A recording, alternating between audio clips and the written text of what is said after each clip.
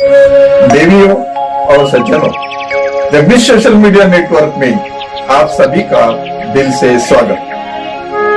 प्रतिदिन के अनुसार प्रस्तुत करते हैं स्वामी वासुदेवानंद जी सरस्वती इनके अमृतमय वाणी द्वारा विष्णु सहस्त्र नाम प्रवचन। प्रथम नमन आपको। जय गुरुदेव। श्री विष्णु सहस्त्रनाम ज्ञान यज्ञ प्रवचन क्रमांक 415, श्लोक क्रमांक 56 और नाम क्रमांक 399। जय महाकाल।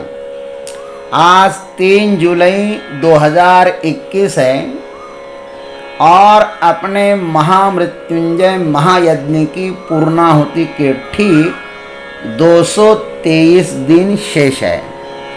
ओम त्र्यंबकं यजामहे सुगंधिं पुष्टिवर्धनम् उर्वारुकमिव बन्धनान् मृत्युर्मुक्षीयमामृतात्।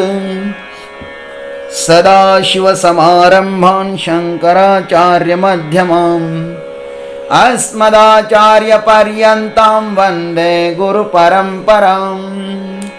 नमः चिन्मयदेवाय तेजोमयाय धीमहि सुबोधानन्दरूपाय नमः पुरुषोत्तमाय च।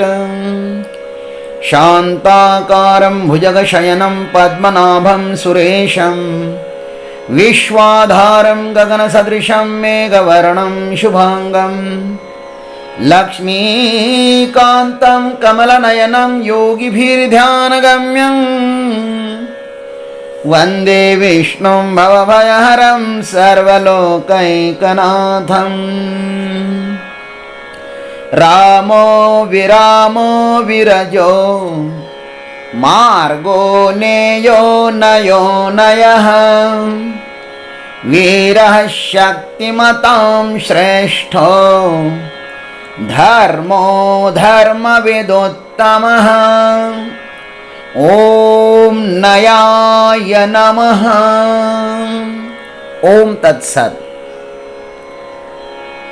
भीष्म पितामह जी महाराज कहते हैं कि हे युधिष्ठिर, मार्ग भी वही परमात्मा है और ले जाने वाला भी वही परमात्मा है।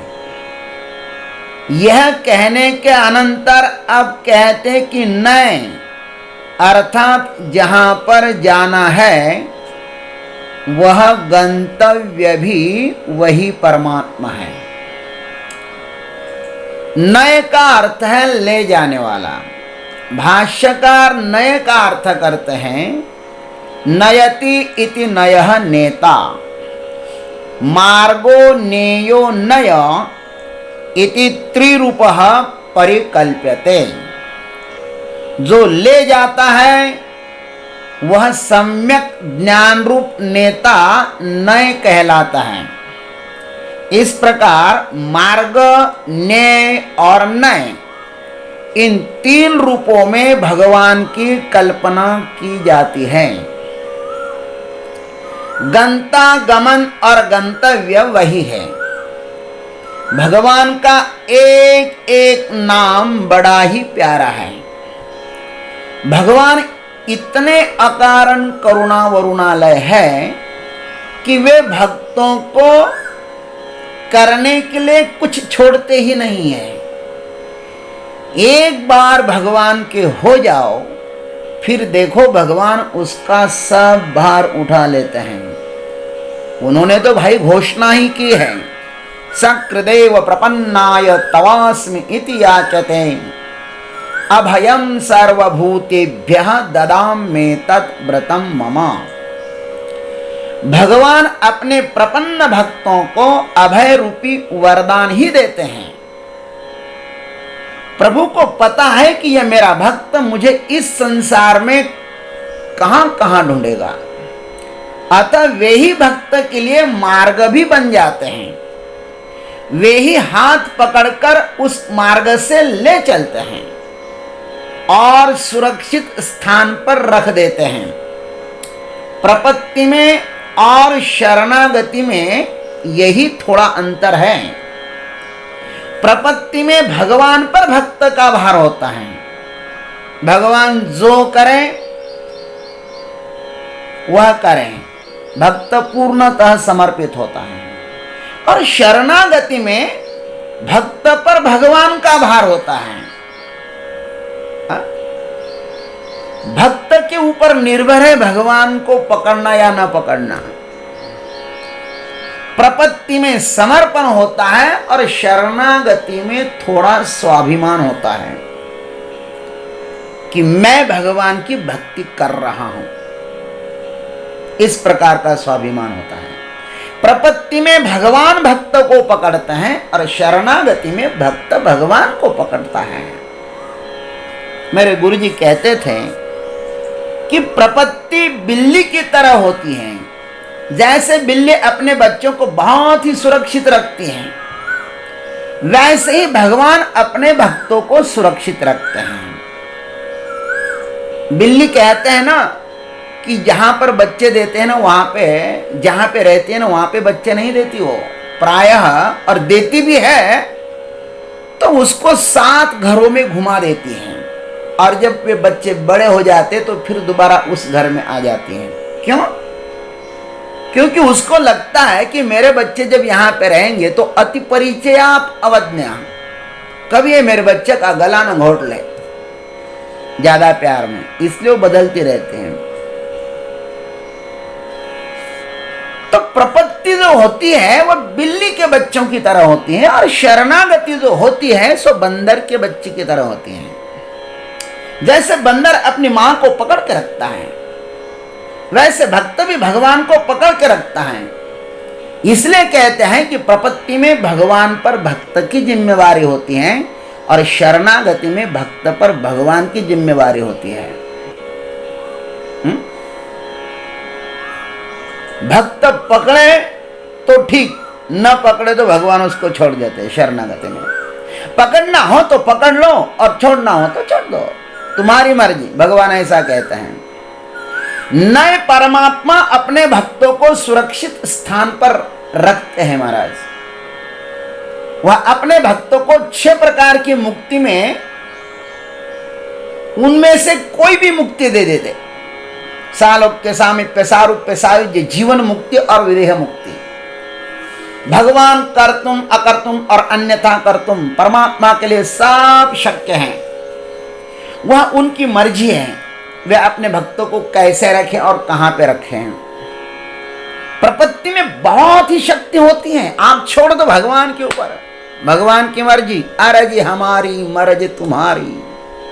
हे प्रभु, हम मात्र अर्जी करने वाले हैं, मर्जी तो आपके हैं, आप जहां रखना है वहां रख दो। जब भक्त का अहंकार जलकर राख हो जाता है ना, तब भगवान की कृपा काम करने लगती है। भगवान की कृपा को काम करने में अहंकार ही बहुत बड़ी बाधा है।